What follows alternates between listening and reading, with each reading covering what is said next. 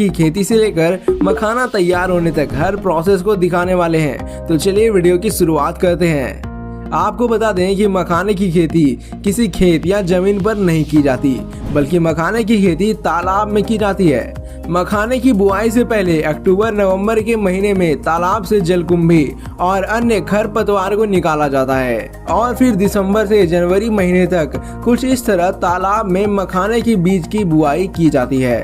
ये बीज कुछ इस प्रकार का दिखता है, काला और भूरे रंग का। मखाने की बुआई के कुछ दिन बीत जाने के बाद जनवरी से फरवरी माह के बीच इसके छोटे छोटे पत्ते निकलने लगते हैं और अप्रैल से मई महीने तक पूरा तालाब इन गोलाकार और कांटेदार पत्तों से भर जाता है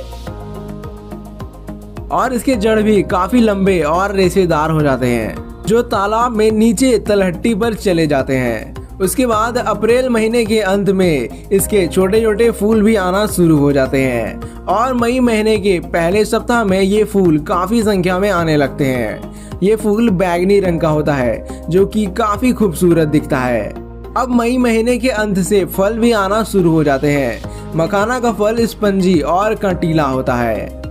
और इसमें बीज की बात करें तो औसतन एक फल में 70 से 110 बीज होते हैं और यही बीज आगे चलकर मखाना बनने वाला है।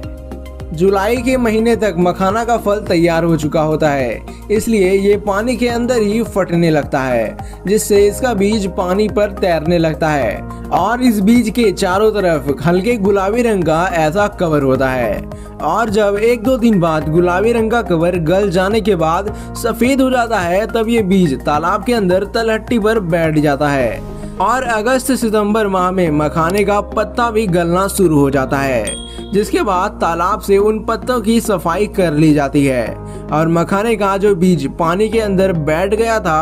अब उसे बाहर निकाला जाएगा, जिसके लिए ये किसान लकड़ी से बनी इस बड़ी सी छलनी नुमा टोकरी, जिसे यहाँ की भाषा में गांज कहा जाता है, उसकी मदद से कुछ लोग इस तरह से पानी के अंदर से मखाने के बीज को निकालते हैं। सच में हमारे किसान भाई बहुत कड़ी मेहनत से इस काम को करते हैं। और अब जब सारा बीज निकल चुका है, इसे कुछ इस तरह पैरों से मसलकर बीजों की सफाई करते हैं, जिससे बीज के ऊपर का कवर निकल जाता है और फिर इन बीज को पानी से साफ कर लेते हैं। बाद में इन्हें बोरों में भरकर इसके अगले प्रोसेस के लिए तैयार किया जाता है। इसके लिए इन सभी मखाने के बीजों को धूप में अच्छी तरह से सुखा लेते हैं और फिर खास प्रकार के छलनी से छानकर अलग अलग आकार वाले बीजों को अलग करा जाता है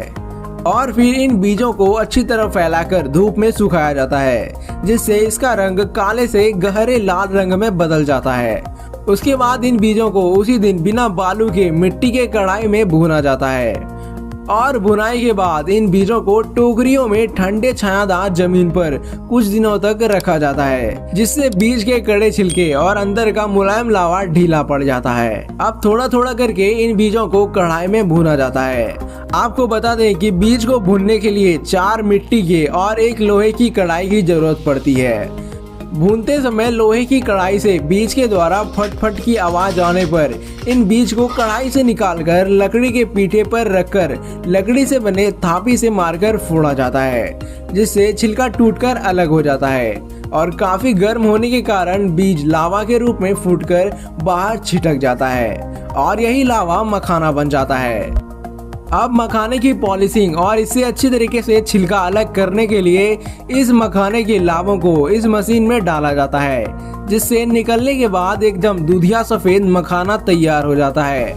और फिर इन सभी को पैकेट में भरकर पैक कर देते हैं, तो ऐसे मखाना तैयार हो जाता है। दोस्तों, हमें इतनी जानकारी इकट्ठा करने में काफी